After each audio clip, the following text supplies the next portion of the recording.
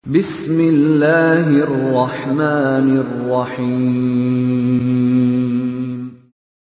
Waltakum minkum ummatun yad'una ilal khairi wa ya'muruna bil ma'rufi wa yanhauna 'anil munkar.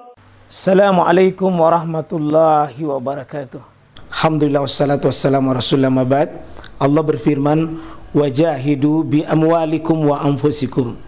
Berjuanglah kalian, berjihadlah kalian melalui hartamu dan dirimu.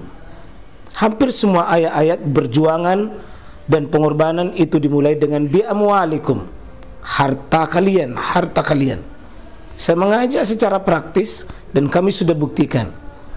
Rp1.000 itu bisa luar biasa dahsyat.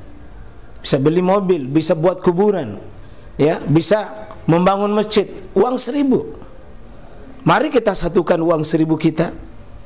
Nanti kami jemput di rekening ini, insya Allah bisa kita buat. Di rekening ini, insya Allah kita buat sebuah kekuatan umat dengan Rp1.000. Rp1.000 dahsyat. Saya mengajak, mari kita buktikan. Assalamualaikum warahmatullahi wabarakatuh. Cara mengatur saf dan faedahnya dalam sholat berjamaah. Jadi kita gimana mengatur saf dan faedahnya? Dalam hadis kita akan baca dari hadis Bukhari, sahabat yang mulia Abdullah bin Abbas. Ini Bani Abbasin radhiyallahu anhuma. Abdullah bin Abbas yang riwayatkan ini sahabat Nabi yang peringkat keempat dalam meriwayatkan hadis. Abdullah ibnu Abbas berarti anaknya Abbas, sepupu satu kalinya Nabi. Itu baru umur sekitar 10 tahun sudah hafal 1660 hadis. Masih kelas 3 SD sudah hafal 1660 hadis. Jadi kalau sudah kelas 3 SMP itu sudah 6.000 hadis. Kalau bapak-bapak di sini ya bukan SMP, bukan SMA lagi. Insya Allah 10.000 hadis di luar kepala. Iya, karena tidak masuk di kepalanya. Abdullah bin Abbas ini adalah sosok yang masih kecil, sering berada di rumahnya Nabi. Dia mencari ilmu bersama Nabi di malam-malam hari, sehingga dia dekat dengan sumber ilmu. Jadi siapa orang yang dekat dengan ilmu, ya pasti dia dapat. Dia kecil, tapi karena Nabi sumbernya, ya dia pasti banyak dapat ilmu. Dan 7 perawi hadis Pak tertinggi di dunia semuanya anak-anak dan remaja. Semuanya anak-anak. 70% hadis yang kita sampai itu Pak sama kita yang kita baca, perawi-perawinya anak muda. Abdullah bin Abbas, Ibnu Umar, Siti Aisyah, Jabir bin Abdullah, Abu Hurairah. Ini semua orang-orang yang muda. Karena itu anak muda itu aset Pak jika diarahkan. Seperti anak-anak kita di sini, anak muda tak banyak. Mudah-mudahan kita doakan seperti dia Abdullah bin Abbas. Abdullah bin Abbas senang dengan ilmu, sering digonceng sama Nabi lalu diwasiatkan. InsyaAllah nanti hari Ahad ini pembahasan hadis itu dengan memetik hikmahnya. Itu hadisnya Abdullah bin Abbas, bagaimana dia diberi nasihat cukup panjang, dan itu harus menjadi bagian bagi kita. Jadi anak-anak kita Pak kalau mau dapat ilmu, kasih dekat dengan sumbernya.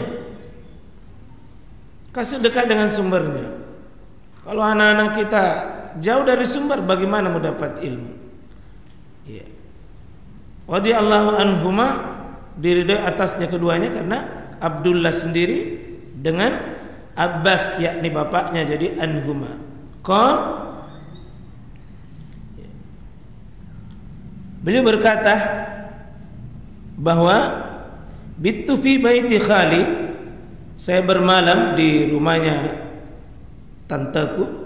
Berarti dia ini dari Nabi juga sepupu, tapi istrinya Nabi itu tantenya, yaitu Maimunah. Itu tantenya. Jadi keluarga dari Nabi, keluarga Tongi dari istrinya Nabi. Dia bermalam di rumahnya tantenya. Jadi memang itu bagus Pak, anak-anak kita kalau mau dapat ilmu kasih bermalam dengan sumber-sumber kebaikan orang-orang soleh. Dia lihat itu di malam apa yang terjadi. Ya, fasallah Rasulullah sallallahu alaihi wasallam isya. Kadang-kadang Nabi itu salat isya sama dengan Abdullah bin Abbas ini, ya. Kemudian dilihat itu salat isyanya dan seterusnya. Ya, summa jaa fa shalla arba rakaatin. Summa nam.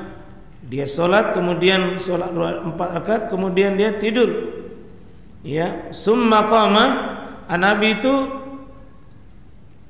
malam hari dia bangun dari tidur. Dia salat malam ini. Ya, namanya serumah dengan orang-orang soleh. Ya, pasti apa namanya? Kalau bertamangki dengan penjual minyak wangi, bau wangi. Kalau bertamangki dengan penjual parfum, pasti cium parfum. Kalau dekat dengan penjual sate, pasti cium bau sate. Kalau dekat dengan orang-orang yang baik, pasti akan kena itu. Nabi SAW bangun, kemudian lihat ini Abdullah bin Abbas bangun Tongi. Ya, fajitu fakumtu ayasari. Kira-kira begini Pak. Nabi SAW itu sholat, kemudian datang Abdullah bin Abbas di sini di kirinya, masih kecil. Nabi di sini sholat sendiri Pak, sholat sendiri. Dan Nabi ini sholat wajib, karena Nabi sholat malamnya itu awalnya adalah wajib. Abdullah bin Abbas masih kecil Pak, belum balik, masih di sini. Sholat malam wajib, sholat malam ini menunjukkan bahwa keutamaan sholat malam. Jadi dalil ini sudah kita beri faedah keutamaan sholat malam. Ini Nabi SAW, syarafal mu'min fi sholatil lail. Tidak ada orang hina hidupnya Pak kalau biasa sholat malam. Tidak ada orang hina hidupnya, pasti dimuliakan oleh Allah. Dengan caranya Allah pasti mulia kalau dia sholat malam. Ya, kalau mau lihat orang-orang yang mulia Pak, orang-orang soleh, orang-orang dijaga hidupnya oleh Allah, salah satu amalan yang tidak lepas dari dirinya adalah kebiasaan sholat malam.